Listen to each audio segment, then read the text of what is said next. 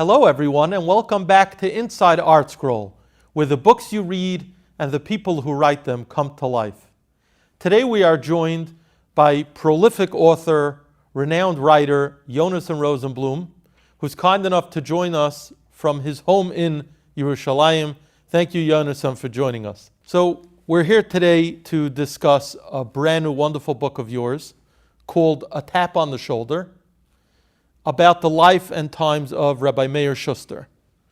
Let's start off with your connection to Rabbi Schuster. Did you know Rabbi Schuster during his lifetime, and how did you get to write a biography about this legendary Kiruv pioneer? I did know Rabbi Schuster. I first, when my wife and I came to Israel in 1979, we went into Or Sameach. We came expecting to only stay for the summer, and we came into Or Sameach. And shortly thereafter, they gave us an apartment. And shortly after that, Rabbi Schuster would start calling us and asking us if we could take Shabbos guests. I mean, we were very new. We were very raw, Balei Tshuva, but he did ask us to take Shabbos guests from a very early stage. So what would happen is on Thursday night, the phone would ring, and my wife or I would pick it up, and there'd be absolute silence on the line. And I learned to say, "Is that you, Rabbi Schuster?" And then he said, "Oh, yeah. How many can you take on Leil Shabbos?" And I would think to myself, how could it be that somebody who can't speak and initiate a conversation over the phone with somebody he knows could go up to dozens and dozens of complete strangers every day, every single day, for 25 years, and he never really became that much more articulate or that much glibber. He never became more glib in his speech. Now, the truth is, that's not the first time I met Rabbi Schuster. In 1976, I had finished law school. I was taking a year off before practicing law, and I was in Ulpan Etzion in Jerusalem's Baca neighborhood. And during lunch break one day, the young men and young women were sitting out sunning themselves and conversing, and all of a sudden Rabbi Schuster appears on the scene. And one thing I can assure you is that nobody in that group was terribly interested in having either their sunning or their conversation interrupted by a black-attired individual. And they basically, this is one thing I learned about Rabbi Schuster early on. You could not insult him. You could not embarrass him. Nothing deterred him. And the insults that might have been cast at him, I pray that none of them came from me. I wish I was totally sure on that score. But I do remember that he left with one young man who 20 years later I read in the newspaper was a rabbi on a moshav in Israel. Within 3 years of that encounter, my wife and I were already taking Shabbos guests from him. So I had an ongoing relationship with Rabbi Schuster for many years. The truth is, I always expected to write about Rabbi Schuster. He was always part of a speech I would give about people who changed the world, not by virtue of any extraordinary abilities or self-evidently extraordinary abilities, but because of their sheer determination or whatever, we'll discuss this, his siyata d'shmaya, they're able to be major historical figures. And I had a whole list of people. I mean, Mike Tress was another example of somebody like that, but I had been drawing up lists for years of what I thought would be a compilation in which Rabbi Schuster would be 20 pages.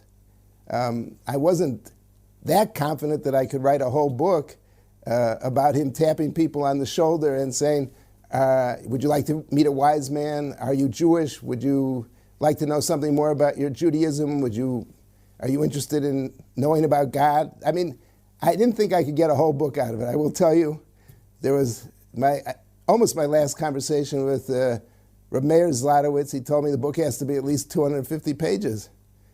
And I said, Rabbi Meir, I don't know. I mean, I'm just not sure about that. I can't. Baruch Hashem, the book is much longer than that. And it wasn't a problem because it is also the book is really an account of A Magical Era in Tshuva. That's actually part of the subtitle, A Magical Era of Tshuva. It's one that my wife and I were very much part of, so it's close to me in a way maybe that nothing else I've ever written has been close to me, because I'm writing about my generation, the generation that came into yeshivas between 1972 and the mid-90s. Things started to taper off a little bit, and they were basically killed by the Second Intifada in 2000. But so many of the people in the book are people that are friends of mine. We went through the major changes in our lives together. Right. Now, Reb Meir's foray into Kiruv began in the early 1970s. He was nifter in 2014. What prompted the writing of the book at this point in time? You mean in 2021 or in 2014? 2021. The book schlepped a little bit. It's remarkable how books have tended to take a lot longer to finish. When I did the Reb Yaakov book, my first with ArtScroll, first book at all, it took me 9 months, and I was totally immersed.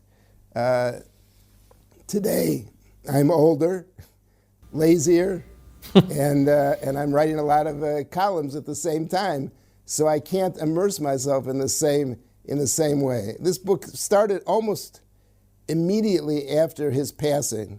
I don't remember whether I contacted Rabbi Meir Schuster or she contacted me, but we had both thought about the possibility. It was something that, arose very quickly. I, in fact, went out and tried to solicit the first contribution of somebody I knew was extremely close to Rabbi Meir and would want such a book. So I started thinking about it immediately upon his passing.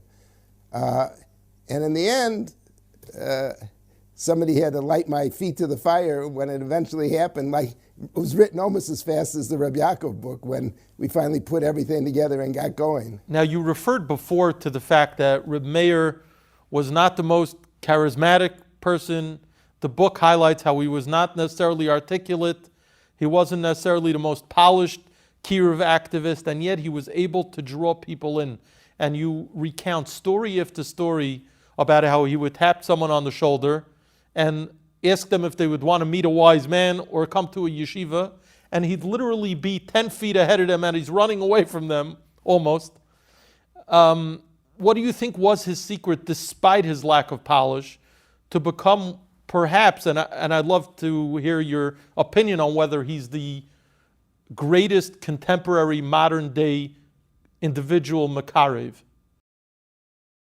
Okay, let me answer the last question first. The answer to the last question is no. He was nobody, and he would have rejected the idea in any event. Part of his greatness is that he had no ego. He had no need to be the one who was going to introduce whoever he met at the Kosel or at the central bus station. He had no need to be the one who was going to be Makarev them. He was content to get them to a yeshiva, to get them, it's not that he didn't do other things. He built the Heritage House, he created an Israeli program in the 2000s, but he didn't have to be the star. He never made himself the star. He never talked about himself. He never used the word I. He wasn't a Makarev in the same sense that Rav Noach Weinberg, for instance, was a Makarev, somebody who convinced people to change their lives. He took a specific role, did it better than anybody else did. Would you describe him as the facilitator? Yeah. He was, getting somebody in, he was the catalyst. Getting people into the yeshiva is perhaps the most difficult step. Every day when we were in the Rosenblum Beis Midrash, we would see him pull up in a cab. A group of hirsute young men would get out looking quite confused. Where are they? What's happening? And we called him the Pied Piper. We could not understand, and he'd sometimes show up many times a day. At Neve Yerushalayim, the largest women's seminary for Balot Tshuva, the head of the beginners program said every single woman who came in said the same thing. I would never get in a car with a strange man. I would never get in a car with a strange man. And yet they did. And here, the secret of his success was his very lack of charisma, his very lack of glib speech. They felt, okay, he's not trying to sell me a line. He's not somebody I have to be worried about. And plus, he would race ahead of them by 15 feet. He never walked with them. He raced ahead of them. One time, Dov Wolowitz, who purchased the building for the boys' hostel, the Heritage House men's hostel, he said to Rav Shlomo Freifeld, Zecher Tzaddik Livracha, who was his Rebbe, he said, I just can't understand how he's successful. He has no charisma whatsoever. And Rav Freifeld, who was a large and powerful man, banged his hand down, and he said, charisma never made anybody frum. Caring makes people frum. People understood that he cared about them in a way that no one else had ever cared about him. This was a common statement. I felt he cared about me and my neshama in a way no one else ever had.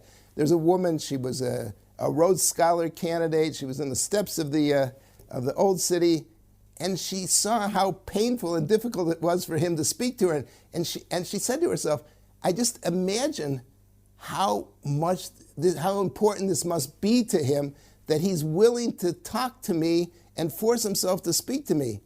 And then another thought came into her mind. If he's willing to put himself through this, she didn't know how many times a day or how many years. He never took a vacation. He never, for the first 14 years of his activity, never left Eretz Israel until he had to start doing fundraising. And she said, if he's doing this, and this poor, inarticulate, somewhat awkward, gangly figure is doing this, then he must care about my neshama more than anybody has ever cared about my neshama. Now, I found it fascinating that you mentioned in the book that it was kind of difficult to find out information about Reb Meir's younger years.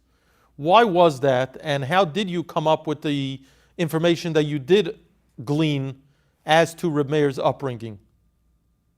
Listen, we really know very little about his upbringing. There's only one real interview in the first chapter, the Milwaukee chapter. I interviewed maybe 2 or 3 people who knew him in that period, his best friend, Jerry Glazer. The most important interview for that was certainly Rabbi Dr. Shia Twersky, who was his first Rebbe who ran the after-school Talmud Torah in his father's shul. He knew Reb Meir at that age, but he was painfully shy at that age as well. We know very little. Then he went to Chicago, to the Hebrew Academy, and dormed in the Skokie Yeshiva. And again, no one remembers him really much. They remember very little about him except his fervor of his davening that he always learned with a hat on in the Beis Midrash. There are more people who remember him from Ner Yisrael, and I was able to find a number of them. Rav Shlomo Porter, who actually is from Milwaukee and followed him to Chicago, was somewhat younger, and then went to Baltimore.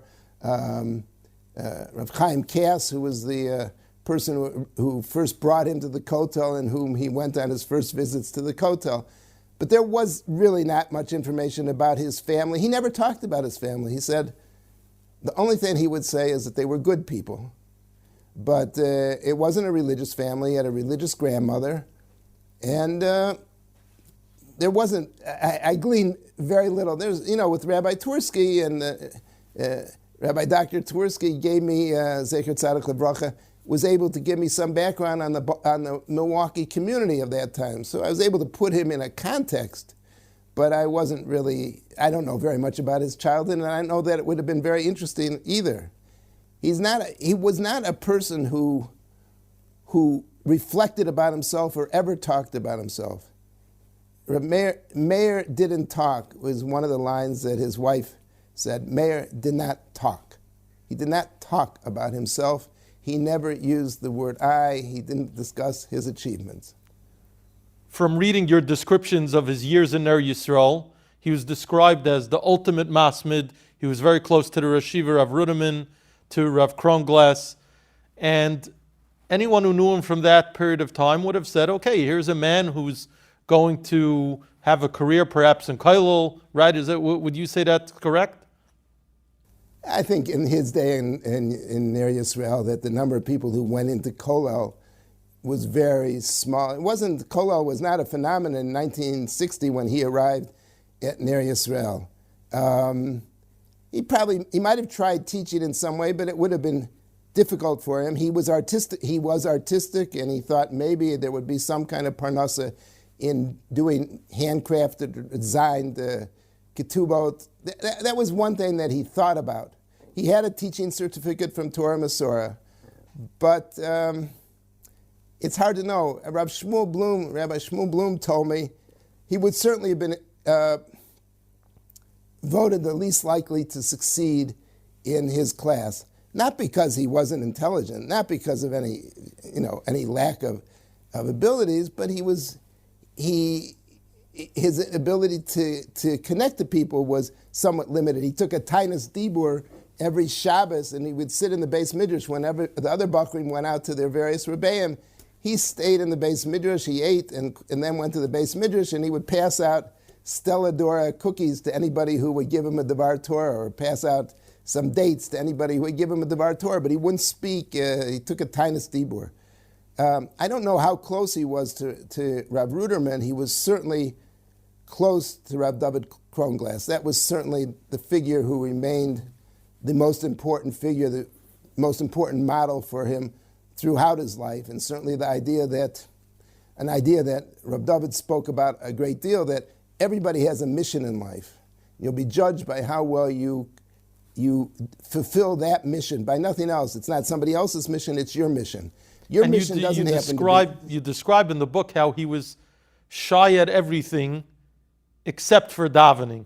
Apparently when it came to davening, whatever inhibited nature he had, he let his guard down. Talk about that, because you do highlight that several times in the book. He was the least inhibited davener I ever saw. He always davened from the front and when he was in a Beis Midrash, he davened from the front because he didn't want people turning around and staring at him. He simply could not contain himself. As one person put it, he would look up, he would, and when he finished davening, if he was davening from the Amud, you would look around and you'd expect to see Mashiach coming. You could not think that Mashiach wasn't coming. People who hosted him in America on his fundraising trips, even if they were 2 floors below, they'd hear him early in the morning stomping and banging and shouting. People said if you didn't see him bench, you never saw benching. I mean, he would clap his hands before he would bench because he was so excited to be able to daven. The hosts talk about their children still daven. They still bench the way they saw Rabbi Meir bench. It was a transformative event. As one young man said upon watching him daven, and he said, I learned 2 things from his davening. There's a Ribono Shel Olam, and this man knows him well. Now, people love numbers. They love statistics. Do we have any idea of just how many people Reb Meir touched and influenced, and obviously indirectly influenced? Do we have any idea, just to gauge how much of an impact Reb Meir had from when he first tapped that first Jew on the shoulder in 1971, like you said, when he was brought by Reb Chaim Kass, till the early 2000s, till he was unable to do it anymore once his final illness set in? Depends on what you mean by influence, because let's say he talked to 10 people a day and he talked to many more. You just make a cheshbon up until 1984, we're talking about over 50,000 people that he had some contact with. And as he used to say, if they have a better impression of a frum Jew, that's also an effect. But it's so hard to break it down to numbers. What Rav Mendel Weinbach, the Rosh Hashiva at Or Sameach, said, the Baalei Tshuva institutions as we know them would not exist if it weren't for Rabbi Meir Schuster. But if we talk about sheer numbers, we're talking in the tens of thousands. One summer in Heritage House, there were 1,000 people who came through the doors, I think, of the Women's Heritage House, and every one of them went to seminary at some point over the course of that summer. They all experienced the Shabbos. How many people did he bring for Shabbos? There were sometimes between 50 and 100 people he would be leading as he would disperse them at one house after another on Shabbos. But then there are the people, then there are the children of those people, and then there's all the people that and then there's the star catches. Let's not ignore the fact that so many of the people that he brought into the yeshiva for the first time went on to be superstars in our modern Jewish world. I mean, Lori Palatnik, the founder of the Jewish Women's Renaissance Project, He met her on a night at the Kosel. She was fleeing from an Arab hostel. It was raining out, a dreary, rainy night. Nobody was there. There were no passersby. Why he was standing sentinel at the Kosel makes no sense whatsoever. But she saw him and she recognized him because her sister had become religious a year before and had invited him, when he was in Toronto on a fundraising trip, had invited Lori to a Shabbaton. And she went up to him and said, "Do you remember me? I met you in such and such place." And then he got her, that night, she went to Neve Yerushalayim, eventually ended up at IAT, another seminary, the Aish Torah Women's Seminary. I mean, just her impact alone. But you have Shlomo Goldberg, a major mechanech. You have Nachum Braverman, who founded Aish LA, which became one of the biggest and most powerful branches of Aish. You have authors, Shimon Appisdorf, who's written Sforim that have sold 250,000 copies.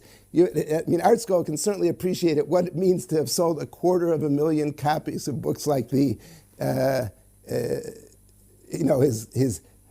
Survivor's Guide to Rosh Hashanah, or Survivor's Guide to Yom Kippur, things that are passed out in bulk by almost every Kiruv organization. You have Jeremy Kagan, who's won the National Book Award and runs a seminary in Yerushalayim. The number of stars who came through, the number of families who became entire families. One person came in and then their siblings came. It's very hard. I say in the preface, I once was at a vort for a friend of mine, Baal Tshuva, and somebody who I knew from Kolo came in. I knew he wasn't a Baal Tshuva, and I knew they could have never learned in the same base midrash. And I asked him, I had sat next to the second person who came in. We had sat together at Rav Tzvi Kushelevsky's for many years. And I said, "Reb David, how do you come to this?" He said, "Because the first family that he brought, that Gershon came to, was us." So many people in Yerushalayim date themselves like the first Shabbos host. Who did Rabbi Meir bring them to? He was an integral part. When I did the biography of Rabbi Noach Weinberg, most people skip the first step. They don't even say, "I was brought to the yeshiva by Rabbi Meir Schuster." It's like understood. It's like starting the fairy tale Once Upon a Time. You know it already. Everybody was brought by Rabbi Meir Schuster. And when Rabbi Noach would talk about the power of one person to change the world, his example was always Rabbi Meir Schuster. He was the example of one person who could change the world, and it had nothing to do with any particular natural abilities. As Rabbi Noach always emphasized, he always would ask his students, if Hashem were helping you, could you do it? You say you can't do it, but if Hashem were doing it for you or doing it with you, could you do it? So of course the answer to that is yes. What he meant by the power of one was the power of one. Rabbi Meir Schuster understood that perhaps better than anybody. He believed in Siyata D'Shmaya. He was sure that he would be the recipient of Siyata D'Shmaya if he was Moser himself, if he gave his full kochos to it, and he aligned his purposes with Hashem's purposes. There's a Project Inspire video where he says at the end, the most important thing in the world is Kiruv. And that's how he lived his life. He lived his life with total self-sacrifice. But for him, it wasn't self-sacrifice. He was doing what the Ribono Shel Olam wanted of him, and he was confident of his success. In other words, the amazing thing about this book, in my opinion, is what do we learn from Rabbi Meir Schuster? And in some ways, we learn more from Rabbi Meir Schuster than we learn from a great figure who we talk about, who was born with preternatural abilities, who had some unique talents, who knew all of Shas at 13 and so forth and so on. From Rabbi Meir Schuster, you have no excuses. You can't get away from it. Why don't you do more? What's your excuse? You can't say, well, he wasn't born in a frum home, he wasn't a meyuchas, he wasn't uniquely gifted in some obvious fashion other than his determination. But he shows us how does a person merit Siyata D'Shmaya. Because everybody saw that about him. There was once a guy who wanted to start a Spanish branch of Heritage House. He would take all the fundraising, he would run the place. So Rabbi Avram Edelstein, who ran Heritage House was the director, said, well, so why do you want to be associated with Heritage House? He said, I want to be part of the Siyata D'Shmaya that always attaches to everything that Rabbi Meir does. And I want to add, what was so extraordinary about Rabbi Meir is you're talking about people having excuses. Many people will say, I need to be part of an organization, I need to be in charge of some kind of operation in order to draw people in. For the first decade and a half of what Rabbi Meir was doing, he was merely a feeder to places like Eish HaTorah, Yeshiva Har Sameach, Neve Yerushalayim. And like you said, so many people, when they recounted their life story later on, sometimes they left out that first step because, Rabbi Meir wasn't looking for the accolades, he wasn't looking for the recognition. And that was extraordinary in that he wasn't in charge of any official operation, he was merely the facilitator bringing these people to the door, so to speak. Okay, there's sort of a myth about Rabbi Meir Schuster, which I do want to dispel a little bit, which is, the myth is that he was a one-trick pony, that the only thing he could do was tap people on the shoulder or, approach, he didn't tap the women on the shoulder, so he had more than that, or ask them if they knew what time it was or something like that. The fact of the matter is that in 1984, he created the Heritage House, 2 hostels, one for men and one for women, which had a tremendous impact. And this was against, most of the Baal Tshuva institutions did not want Heritage House. But he felt there had to be a middle station, there had to be a middle ground where somebody could attend some classes but not fully enter into a yeshiva or a seminary where they could feel things out for a little bit before jumping in, and he felt that was important. He created that. He wasn't the only person who thought of the idea of a hostel, but he was the only person who went out and raised the money for it and made it happen. And it was an extremely influential institution on the entire Kiruv movement. Also, in 2000, he created a whole Marechet in Israel. He raised the money for it, but he came to Rabbi Avram Edelstein and he said to him, we have to do something for the Israelis. There's nobody else coming. The Intifada has closed. There's no traffic at the Kotel. We have to do something for the Israelis. So Rabbi Edelstein said to him, he said, Rabbi Meir, there's just one problem. You don't speak Hebrew well, and I don't speak Hebrew well.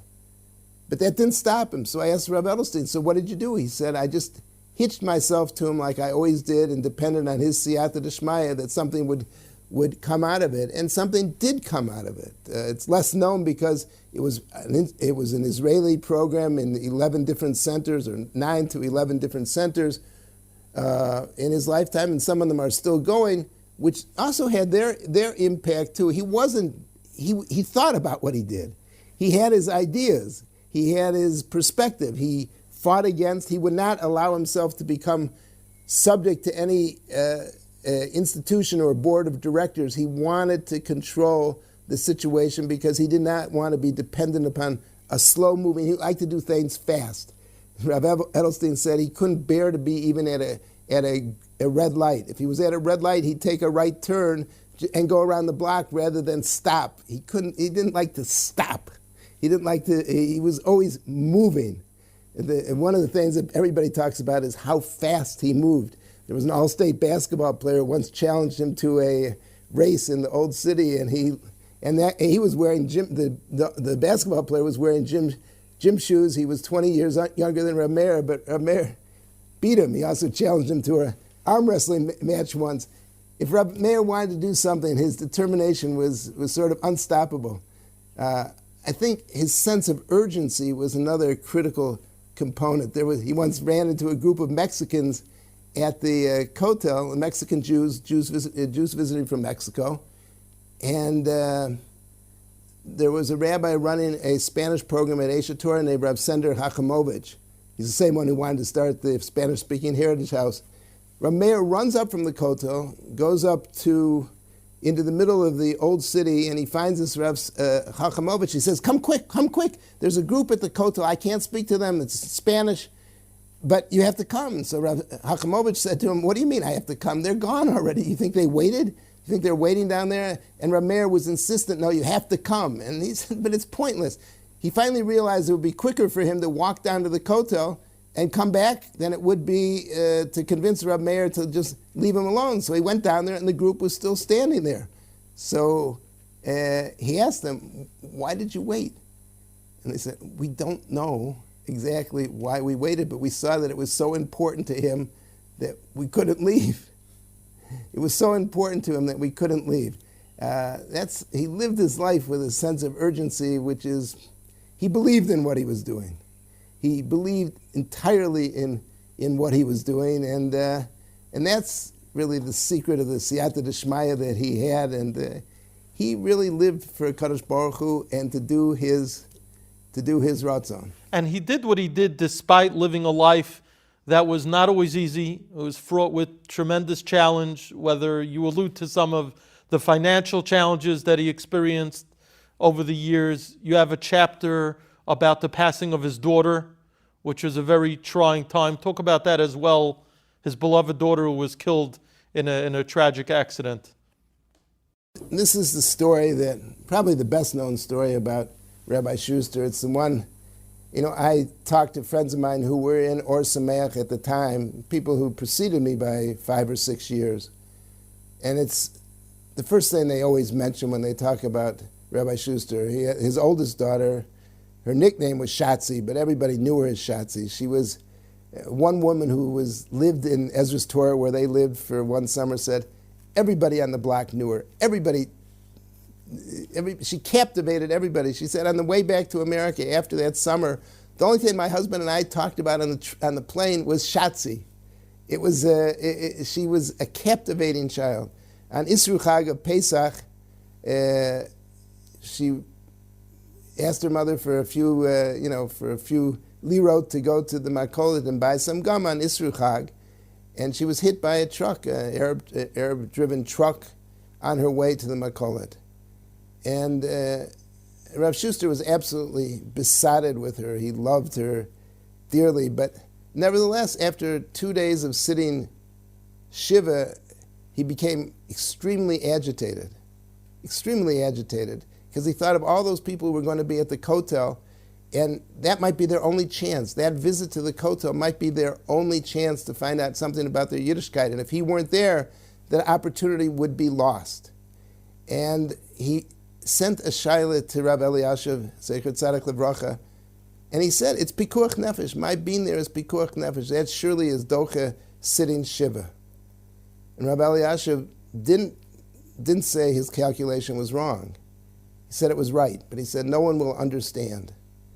And no one will understand. It will hurt you in your subsequent work. You can't go. It'd be Maris Ayin with respect to everybody else. It won't be understood. And among the people who didn't understand it was his wife. I mean, she told me, this is the space of close to 50 years, she told me how much it hurt her. She said, what, you can't give a week to your oldest child? I mean, she couldn't understand it. You have to understand her situation. She's a great lady in her own right. But because Rabbi Meir didn't brag about anything he did and never talked about it, didn't share stories, she didn't have any of even the vicarious pleasure of knowing that her husband was doing great things. She only began to really know who he was, what he had achieved during the Shiva period. And this book has been, a tremendous Neshamah for her too, to see, to know whom she was married to and what her sacrifices were. In many respects, I would say her sacrifices were greater, because she had to take on by far the bulk of the parenting in the household. She had to be the figure. She was a dominant in the child rearing. She brought the kids to America to see their grandparents on both sides by herself, because he did not leave Eretz Israel until he had to for fundraising. And only now is she discovering fully what his accomplishments were. That didn't happen so much during his lifetime. But in any event, when Rav Eliashiv heard this story, heard the question, he was so struck by the person of such purity who could think about going to the Kotel. And I believe he did go to the Kotel on Shabbos, because it was because it wouldn't be morning before Hesia, and he did go to the Kotel. He just couldn't restrain himself entirely from going. But Rabbi Eliashiv came and made a Shiva call. And and this was something very rare for Rabbi Elyashiv to leave Mea Shearim. He didn't leave easily, and it was not mabakak. It wasn't a small thing. It was a big thing, and but that indicates how he was totally taken aback by the question that Rabbi Meir had directed to him. Now the book has dozens, hundreds perhaps, of fascinating stories and anecdotes, but there's one story that you mentioned was Rabbi Meir's favorite story about Brother Adrian. I don't know how much time we have to go through so many stories, but at least the story of Brother Adrian, take a moment and tell us about that, because you yourself describe it as Rabbi Meir's favorite. Well, it's the one he did. If he ever could be forced to speak at a fundraising gathering, it's the one he often told. This Adrian, the father Adrian, was a Catholic seminarian. He came to Israel, and Rabbi Meir met him at the Kosel, and he asked him whether he was Jewish, and he thought to himself, would he like to go to yeshiva? So he thought to himself, well, that's interesting. I'd certainly like to know something more about Judaism. It is the mother religion in his lights. So he went to Aish Torah. He did very well there, and at some point, though, one of his parents became sick. He had to go home. He was happy at Aish, and he went to say goodbye to Reb Noach, and he mentioned when he was there that he was Catholic, that he was a seminarian. Reb Noach blew up. He was furious at him. He said, I collect money for this yeshiva to bring for Jewish boys to introduce them to Torah. This is theft. You had no right to come here under false pretenses. He says the only thing that you could possibly do to be metaken, to correct what you did here, is if you ever come across a Jewish boy who knows nothing about Torah, and you can share something of what you might have learned here, that might have some benefit. Anyhow, Father Adrian went back to America. He became, I think, the principal of a school in Vermont. And there was a Jewish family nearby. It was a private school, a prep school, a Catholic prep school. But it was known as the academically superior school in that area. So when this young man's parents were looking for a school for him, and they were executives, they were highly educated, they naturally sent him to this Catholic school. And it wasn't a problem for him. He was raised in a very reform home. And as he got through the end of his senior year, I don't think anybody even knew that he wasn't Catholic.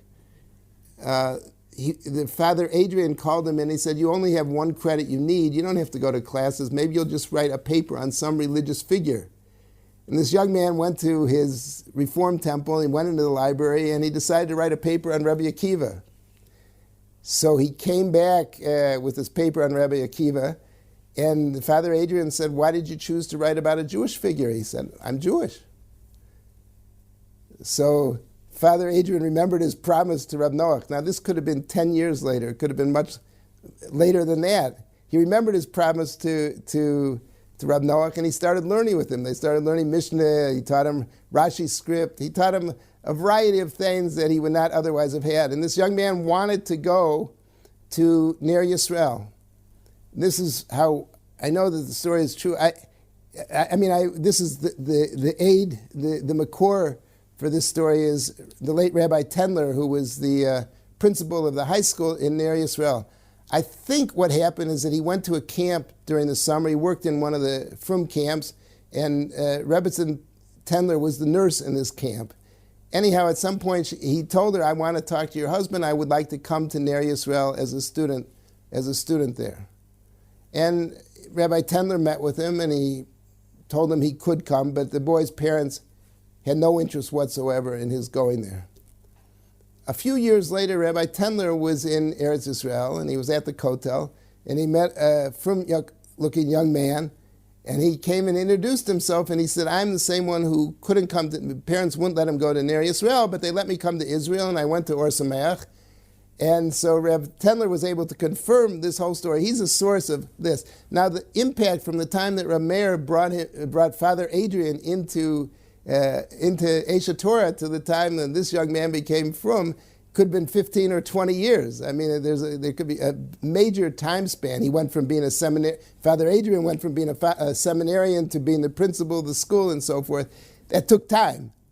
But as a friend of mine, Rav Yaakov Steinberg, who is very close to Rav Schuster, and he's really the central figure in chapter 5 of the book, when I describe the historical circumstances within which Rav Schuster worked, he said he believes he told the story because he was showing that there's a spiritual conservation of energy, where something is done with pure intent, and his bringing Father Adrian to Esha Torah, it will pay off its benefits sometime down the line. We don't know where, but it will pay off its benefits. So when you ask me what was his impact, can you give us some numbers?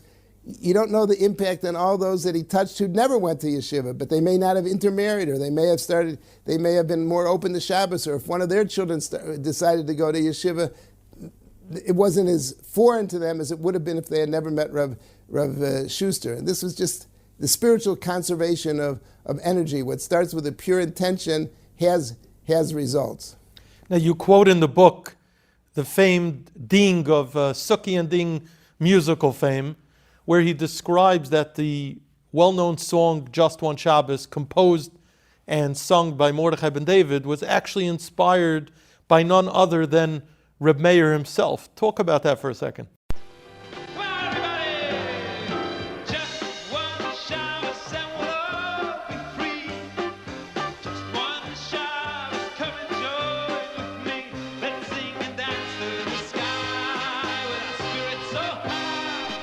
Well, I'm embarrassed to say that I didn't even know the song. So when I saw this in a Mishpacha article, it sort of was lit up a light in my eye. I know Mordechai ben David.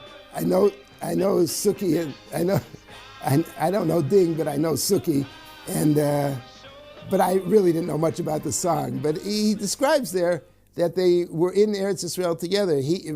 Mordechai ben David and Ding were in Eretz Yisrael together, and they would go down to the Kotel on Friday nights, and they would see all the people being lined up, and that Rabbi Meir would then walk with them to their various hosts throughout Yerushalayim. And he would get home. He himself would not get home till about 10 o'clock at night, after having dropped off all these people at various homes throughout between the Kotel, between the Damascus Gate and his neighborhood of Ezra's Torah.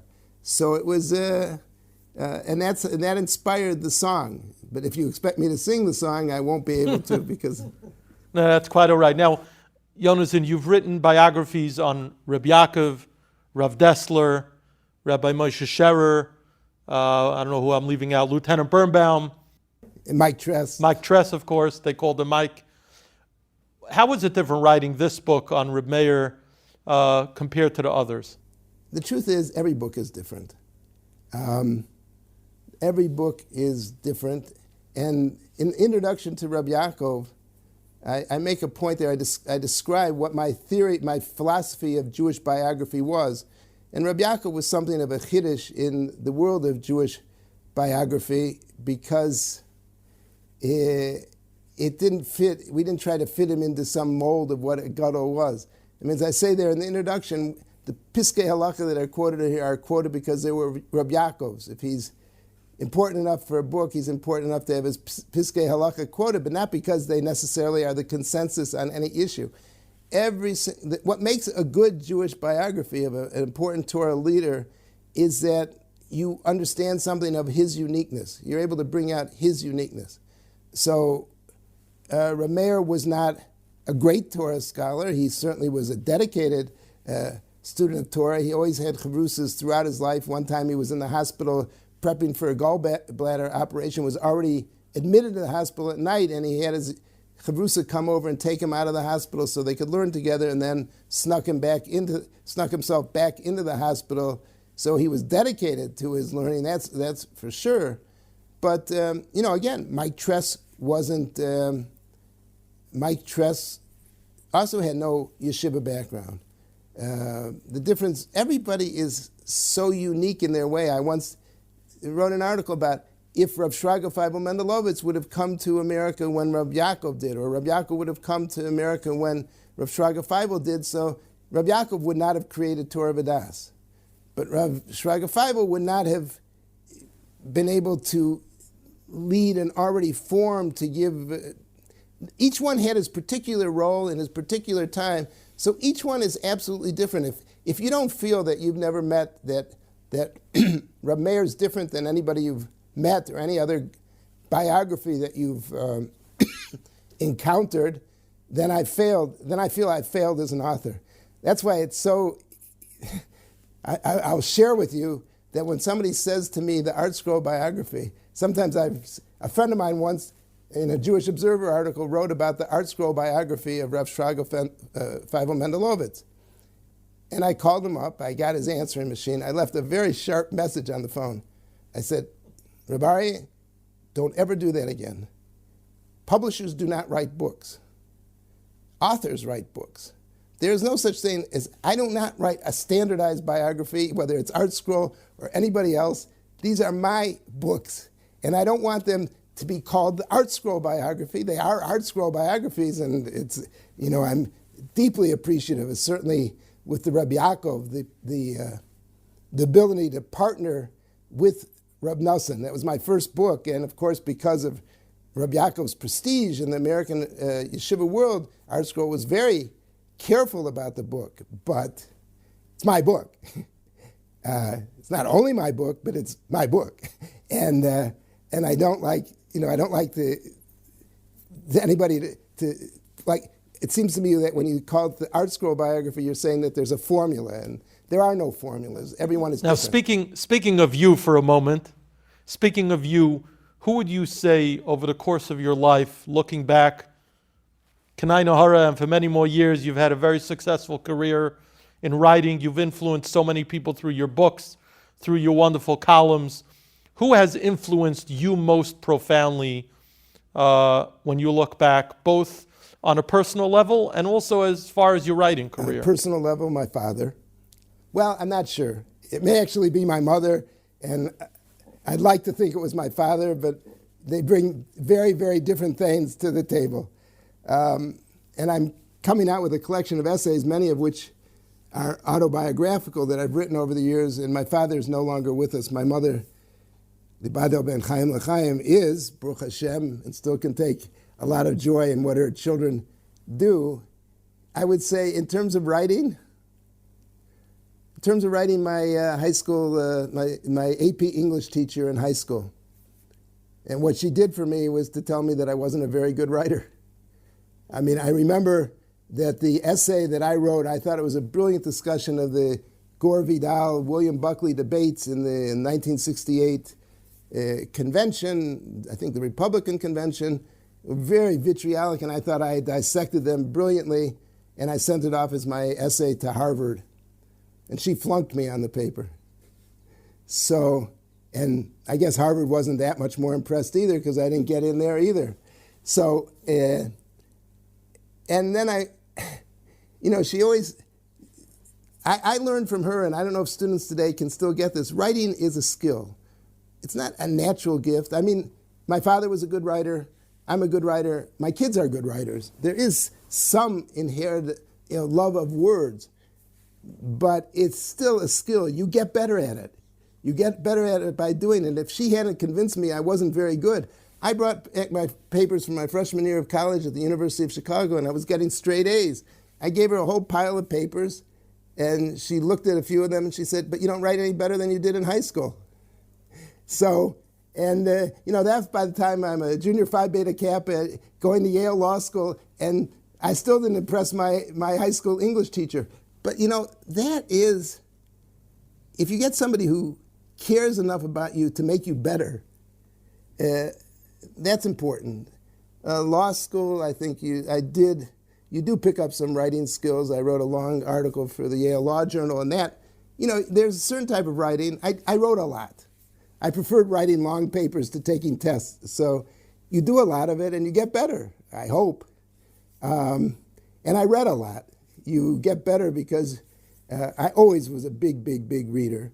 And you begin to see, you identify things in certain writers that are good. And then you figure out, well, how did that work? How did they do it? And I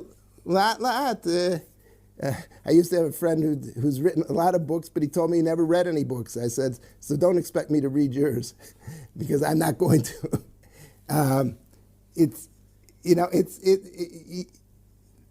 I mean, many of my closest relationships have been formed through writing. I'd say the person who I was probably closest to over 20, 25 years was Rab Nissen Wolpin, Zecher Tzaddik Lebracha, the editor of the Jewish Observer.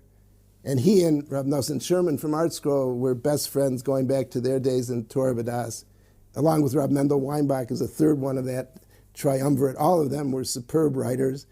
And those relationships with Rab Nosson, with Rab Nissen Wolpin, they're the most precious relationships to me. But I was already a pretty good writer before Rab Nissen got his hands on me, and a pretty good writer before. But the love of writing, the love of the power of words was something that certainly brought us together. It's certainly been responsible for many of the most rewarding relationships in my life. I should say that my mother was a pretty good editor of letters from camp, and my wife is an awfully good editor today. And sometimes when she doesn't like a column this week, I just say, well, everyone can't be the best. It's a line one of my kids gave me once. Every week can't be the best. She said, but you knew I wouldn't like this one, and that's why you didn't show it to me. Well, again, we're very grateful to you for your timeless literary contributions to the Jewish world. You've been an icon of sorts in that sense, so we thank you for your past contributions. We thank you for this newest book, which we're excited here at ArtScroll to share with the Jewish world, a book that I'm sure is going to be very well received. And we want to wish you continued hatzlacha, inspiring through the written word. Thank you. Amen. Amen. Thank you. Thank you so much.